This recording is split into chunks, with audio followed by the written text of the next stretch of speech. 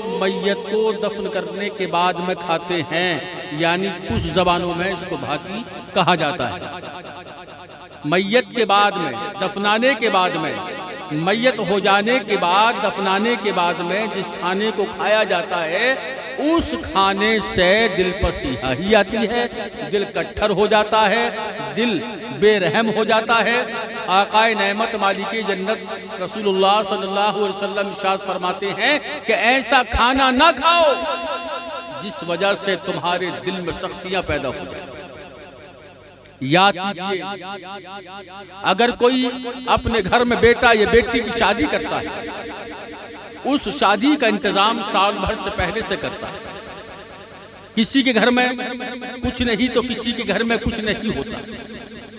البتہ پتہ یہ چلتا ہے کہ جس گھر میں اچانک موت ہو جاتی ہے، اتنا روپیہ پیسہ کسی کے گھر میں نہیں ہوتا جو میت کے لیے کما کر رکھتا ہو کہ یہ کل کو مر جائے گا میں اس کو کھانا کھلواؤں گا، ایسا کہیں نہیں ہوتا۔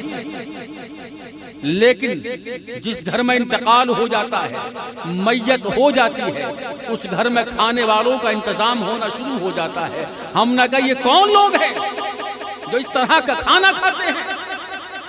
بھگونے کے بھگونے اڑ جاتے ہیں، لوگ بھوکے آتے ہیں اور وہ کھانا اس کو کھا لیتے ہیں۔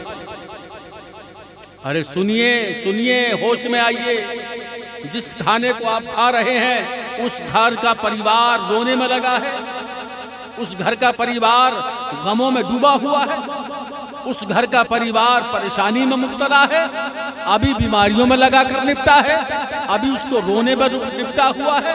اللہ اکبر، تم کھانے میں لپٹے ہوئے ہو، تم کھانا کھانے میں لگے ہوئے ہو۔ جس کھانے سے دل کے اندر بے رحمی پیدا ہو جائے اس کھانے کا نام بھاتی ہے۔ وہ لوگ جو پیدل آتے ہیں، میلوں کئی سو میل دور سے آتے ہیں، ان کے لیے کچھ حد تک جائز ہو سکتا ہے۔ باقی جو لوگ موٹر سائیکلوں سے آتے ہیں، سواریوں سے آتے ہیں، اپنے گھر جا سکتے ہیں، کھانا کھا سکتے ہیں، یا اس کے علاوہ بھی کچھ لوگ ایسے بھی ہیں جن کو اللہ تبارک و تعالیٰ نے مال و دولت سے نوازا ہے تو کسی ہوٹل پہ کھانا بھی وہ کھا سکتے ہیں۔ ضروری نہیں کہ مرنے کے بعد وہ بریانی کھائیں، لیکن دور حاضرہ میں ایسا ہے، مرنے کی دیر نہیں ہوئی بریانی کا انتظام ہونا شروع ہو جاتا ہے، اور اتنا لوگ کھاتے ہیں کہ آج شرم آتی ہے دیکھتے ہوئے۔ گھر میں رونے کی آواز آ رہی ہے، کہیں بیٹی رو رہی ہے تو کہیں بیٹا رو رہا ہے، تو کہیں بہن رو رہی ہے تو کہیں ماں رو رہی ہے، کہیں باپ رو رہا ہے، اور یہ کھانے میں لگا ہوا ہے۔ شرم آنا چاہیے ایسے کھانے پر جو ہم کھاتے ہیں جس سے دل پر سختی پیدا ہو، موت کی یاد نہ آئے، موت کی دہشت نہ ہو، ایسا کھانا ہمیں نہیں کھانا چاہیے۔ دل پر سختی کرنے والا کھانا اگر کوئی ہے تو اس کا نام بھاتی ہے۔ ہم اپنے گھروں میں بڑی بڑی لمبے چاولوں کی بریانی کو بنانے کے بعد میں لوگوں کو کھلاتے ہیں، اہتمام کرتے ہیں، اور اس کھانے کو ہم دوسروں کو کھلا دیتے ہیں۔ نہ کھانا چاہیے اور نہ کھلانا چاہیے۔ غم کا ماحول ہے، غم منانا چاہیے۔ 3 دن غموں کے ہوتے ہیں، اور ان 3 دنوں میں جو لوگ کھانا اس طرح سے کھا کر کے دوسرے کے یہاں جاتے ہیں، میں ان سے معلوم کرنا چاہتا ہوں، اگر تمہارے سامنے تمہارے باپ اور ماں کی لاش پڑی ہو اور تم کھانا کھا رہے ہو، نہیں بھائی میرے، اپنے آپ کو بدلنا ہوگا، پیچھے ہٹنا ہوگا۔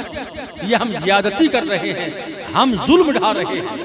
کس پر ڈھا رہے ہیں؟ مرنے والے کے یہاں نہ کوئی انتظام ہوتا ہے، نہ کوئی پہلے سال 2 سال سے انتظام ہوتا ہے، نہ کسی کے پاس اتنا جگاڑ ہوتا ہے، نہ پیسہ ہوتا ہے، نہ مال ہوتا ہے، نہ میت چھوڑ کر جاتی ہے۔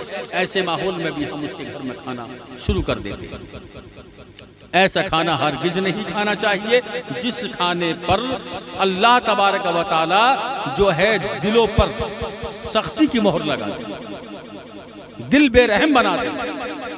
ابھی قبرستان سے مٹی دے کر کے آئے ہو، ابھی قبرستان سے نکلے ہو، ابھی قبرستان سے دعا مانگ کر آئے ہو، ابھی مٹی کے حوالے کر کے آئے ہو، ابھی تمہارے مٹی کے ہاتھ سوکھے نہیں ہیں، ابھی سے تم کھانا دوسرے کے گھر کھا رہے ہو۔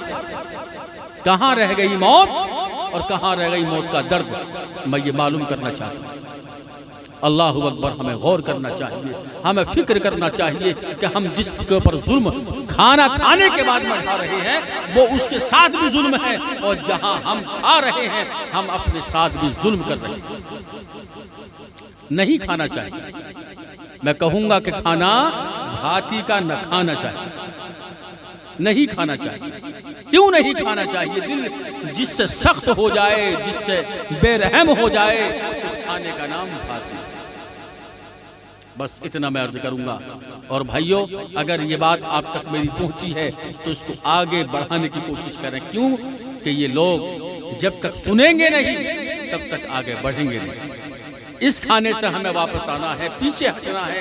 اللہ تبارک و تعالی ارشاد فرماتا ہے کہ جس وقت تم اپنے مرنے والے کے لیے دعا کرتے ہو، بھوکے اور پیاسے رہ کر دعا کرتے ہو، تو اللہ تبارک و تعالی تمہاری دعاؤں کو قبول کرتا ہے۔